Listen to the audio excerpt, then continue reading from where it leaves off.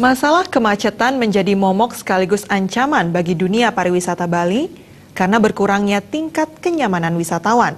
Bahkan kemacetan yang terjadi belakangan ini sudah mencapai titik krisis. Kemacetan kini sudah menjadi masalah klasik di Bali. Keluhan kemacetan oleh wisatawan domestik maupun wisatawan mancanegara sudah biasa terdengar.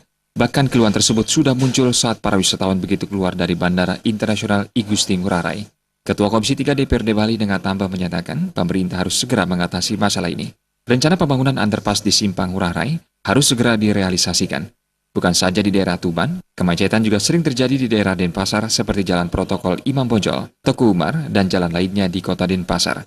Dengan tambah menawarkan solusi untuk membangun jalan di atas jalur sungai dengan menggunakan tiang panjang. Pembangunan jalan ini diyakini mampu memecah kemacetan di sepanjang Jalan Imam Bonjol, Teguh Umar, dan jalan lainnya. Kita masih punya alternatif sungai ini kalau kita tidak ada flyover dan underpass. Gitu. Satu-satunya solusi adalah sungai ini, karena sungai ini bentangannya sudah luar biasa itu. Ada sekitar 30 sampai 40 meter itu bentangan sungai itu.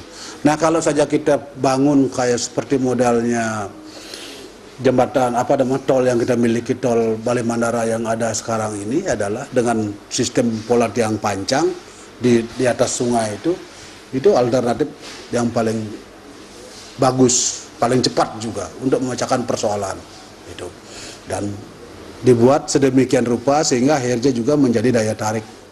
Pembangunan jalan untuk solusi pemecah kemacetan harus segera direalisasikan, apalagi di tahun depan Bali akan menjadi tuan rumah penyelenggaraan Bengkel Dunia yang dihadiri lebih dari 15.000 delegasi dunia.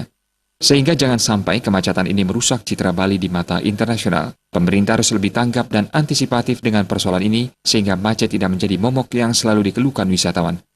Angga Ratana, Bali TV.